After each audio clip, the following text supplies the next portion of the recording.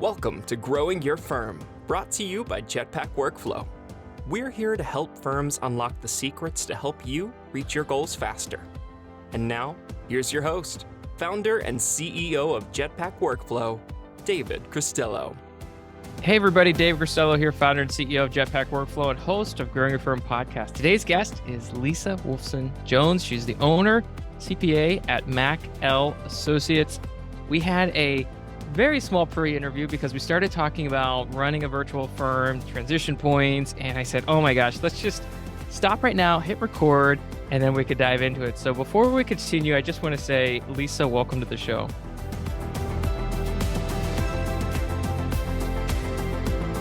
David, thank you. And thank you for having me on. I'm very excited.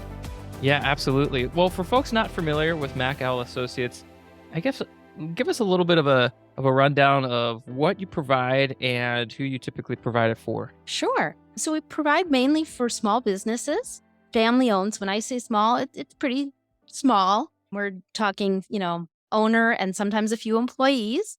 And we do a lot of 1040s, and our 1040s tend to also be entrepreneurs. So a lot of sole proprietors, people who own rental property, and investors. Okay, fantastic. And so one of the things we're talking about, let me take a step back. When did you launch? So Mackle officially came out around 2010 Okay. as an accounting firm. Okay, and what was going on before 2010? Before 2010, I had worked for 10 years for another small accounting firm. Okay.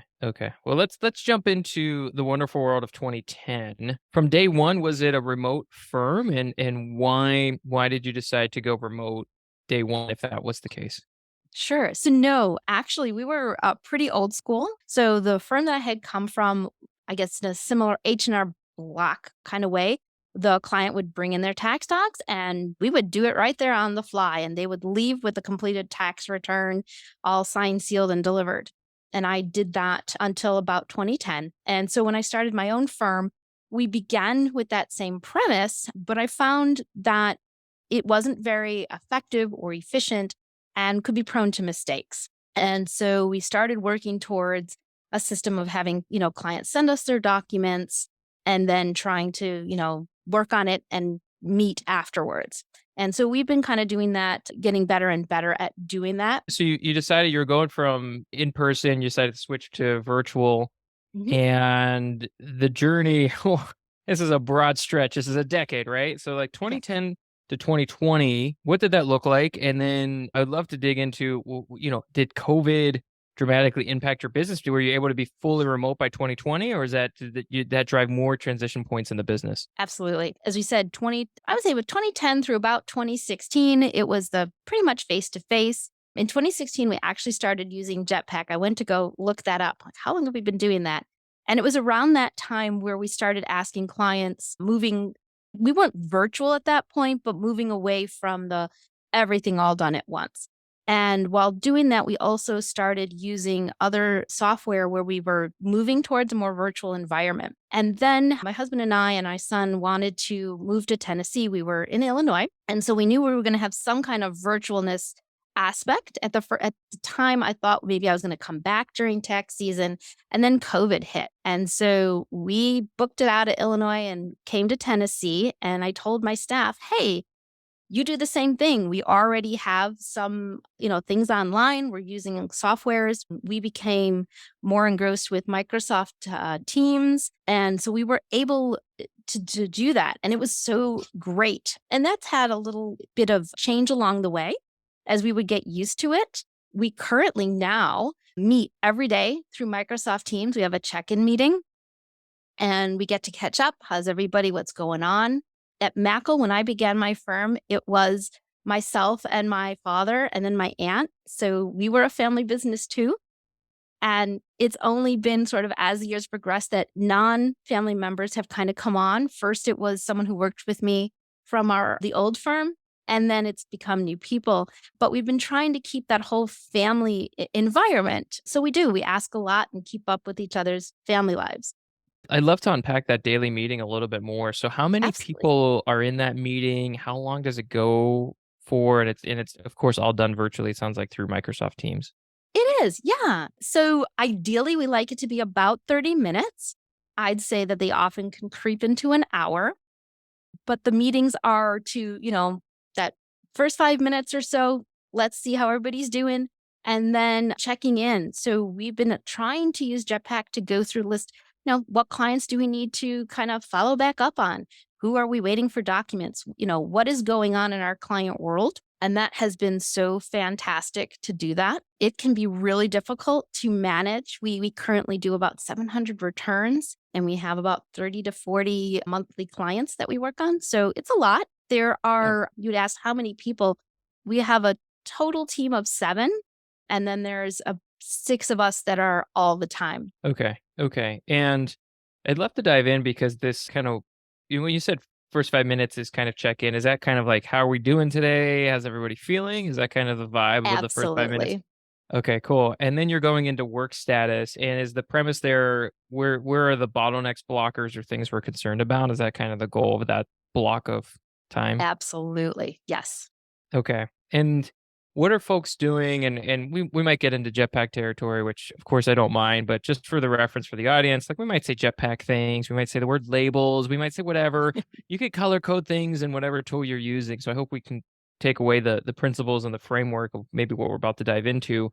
But how is your team marking or identifying what's at risk? Like how is this stuff being surfaced in the meeting? Because I think sometimes that's a real blocker for firm owners. It is absolutely. And the communication. So that has been an evolving process for us. And so we are working with labels that say holding for documents, needing follow up with the client.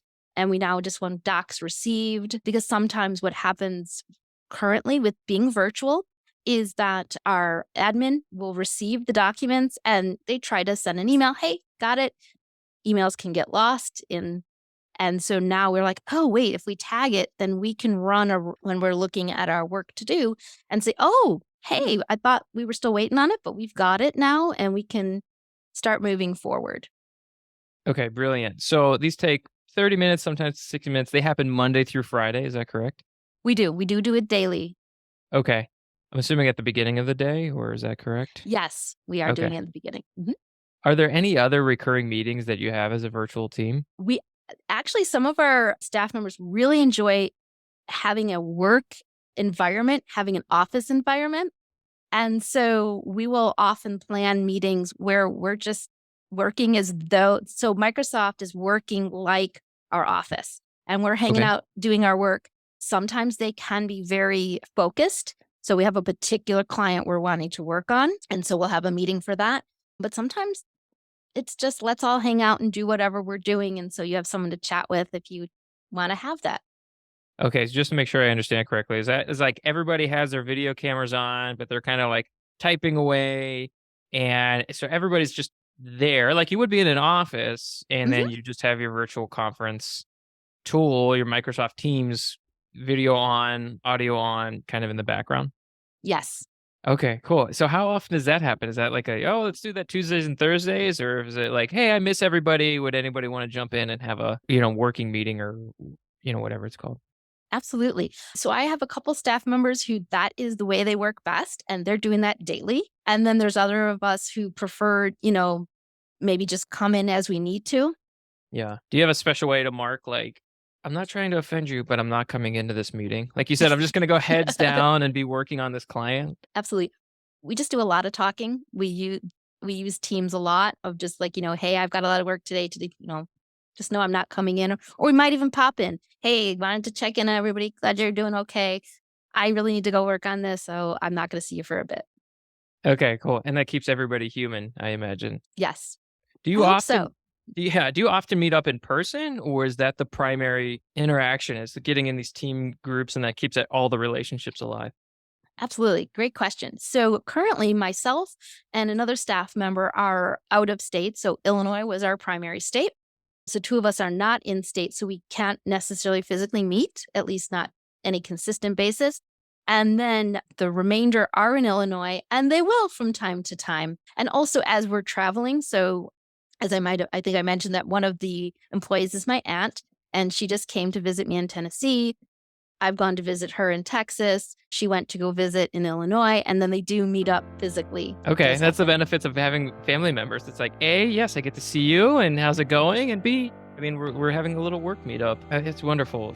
Hey everyone, David Cristello here, of course, host of the Growing Your Firm podcast and founder, CEO at Jetpack Workflow. I want to give a shout out to one of our sponsors, LiveFlow. Now, we know building financial models can be frustrating, time-consuming, and an error-prone exercise. Well, it's time to say goodbye to manually entering financial data. Embrace automatic updates and streamline financial management. Here's the good news. LiveFlow just launched a new consolidation product. Their automated multi-entity consolidation is simple to use. You can easily map multiple unmatching chart of accounts from multiple QuickBooks Online companies into one standardized report. Now, once it's set up, LiveFlow automatically updates the consolidations in real time so you can focus on analysis using instantly updated data across those entities. LiveFlow can even consolidate financials that are in different currencies. And the possibilities don't stop there. LiveFlow empowers you with flexible, powerful reporting tools to create customized dashboards that meet your specific needs. Build executive presentations, cash flow forecasts, and more with just a few clicks. To stop grueling over manual consolidation reports, visit liveflow.io. That's liveflow.io and use promo code JETPACK for 20% off. All right, let's get back to the show. I'm supposed to jump around a little bit. So you have 7 people. What is the organizational structure? Are you managing 6 people, or how does that break down for the firm? Yeah, absolutely. So yes, I would say I'm managing 6 people. We have 4 paraprofessionals who do the lion's share of the work, I guess I would say, the sales tax, the payroll tax, the bookkeeping, getting the tax returns prepped for me to review. And then I have 2 admins. So one is an admin all year long, and then the other one is really just tax season, just because of the quantity of items coming in. Okay, makes sense. So we talked a little bit about the internal management for running a remote firm. When you made this transition, it sounds like you were kind of, I don't know if this is the right word, virtual curious, leading into 2020, and then you kind of went all in on 2020. Did the clients experience anything different? Or did you have to tell them, hey, you're not really going to see me anymore? Or was that not really a factor? No, that was big. And we did send out. So I guess, there's a silver lining to every cloud. And with COVID, we were able to say, hey, with that going on, we really can't physically see you. And so it is going to be virtual. And then as time went on, we just kind of kept up with that. I'll be honest, there has been a little pushback. People want to sometimes physically meet. And so that's kind of getting sorted out as clients who enjoy it are staying. And then clients maybe that want to go back to that other way are finding a firm that's a better fit for that need. Okay, got it. And for the ones that enjoy the virtual communication, what have you found over the last couple of years as a way to have a great virtual relationship with clients? What's worked well, and maybe what hasn't worked so well? Absolutely. So I love that now that I get their information ahead and that the staff preps it and then I review it, that I can send a preliminary. So when I'm meeting with my client, they hopefully have looked it over, which helps to create a more effective meeting. What are the pinpoint items they want to talk about? Is there some tax planning we want to do later on in the year? What new laws are coming down the pipe that, we know we want to set up some meetings and talk about, which we really couldn't do when it was all in front because the focus was getting the return done. So that's been a big positive, I'd say. Okay, because you're getting the info up front, you can create a better set of talking points, advisory conversations with the client, and know that you're going into that in advance of the conversation. Is that correct? Yes, exactly. Cool. And, I would say some of the things that maybe a little pushback, I don't want to say necessarily a negative, but sometimes technology can get in the way. I have clients that have been with me 20 some years. So some of them are of an older generation. And, that can be difficult for them. So that kind of is a pushback. Or if they can't download because they don't have access to a computer or aren't that savvy and the upload process. So some of those things, I would say the technology is a blessing for those who love technology. And it's a little bit of a curse for those that don't. Yeah, it made me think you mentioned a client that had been with you for a long time. Since going virtual, has it changed your client acquisition process? Like, are you still getting...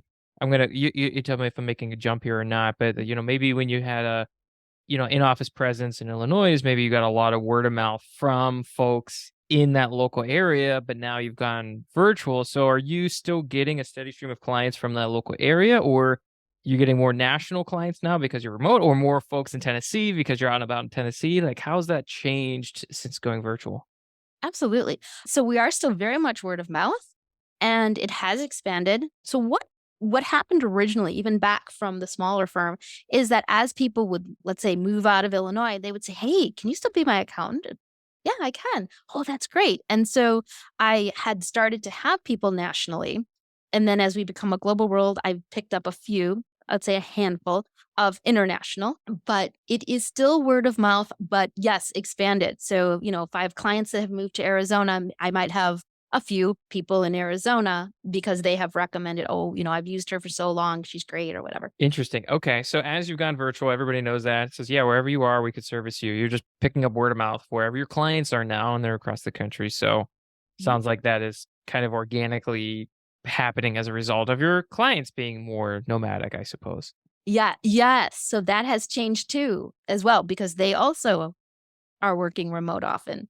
Yeah, we had all this pent up travel, nomadic. We'd all been looking at Instagram for 3 years, and we're gonna look at all these places we can go to. And then once everything opened up, it's like boom, let's travel everywhere. So yeah, it feels like everybody's moving somewhere. Absolutely. You mentioned the words tax planning. When did you launch that, and how have you gone about pricing or packaging that service?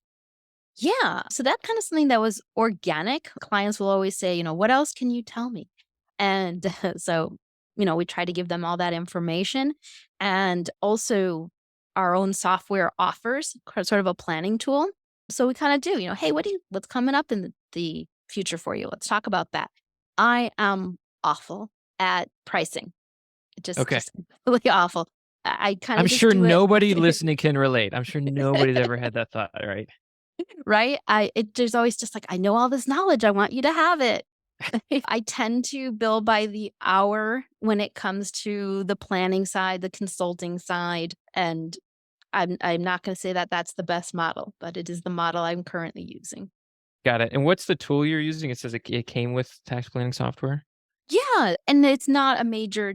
It's from ATX, Walters Kluwer's, and it's not, I would say, intense, right? It just basically picks up the income and deductions, what we expect, and then from there, hey, this is where we expect you to be, those kind of things. So, Okay. Amazing. Amazing. Well, this has been really fun. If somebody wants to reach out, ask you questions, thank you for coming on, maybe learn a little bit more about how you're thinking of operating a remote firm, what is the best way for our audience to connect with you? absolutely. So they can check us out at our website, www.maclassociatesinc.com. That's a mouthful. I am on LinkedIn, so you can also check me there, and Alignable. Amazing. And Lisa, I'm going to ask you a question. I'm going to put you on the spot. I usually don't ask guests Uh-oh. this, but I think it'd be really fun to start doing this going forward. If you had a question or ask for the Growing Your Firm community, what would you ask them? If they're going to maybe you're looking for an answer on something, maybe you have a problem you're looking for solve, a tool you've been looking for, go ahead and let's put it out to the Growing Your Firm community. And if you know the answer, please send a message Lisa's way. Oh, yes, sir. I would love to know the most effective way to communicate with my client a better pricing structure.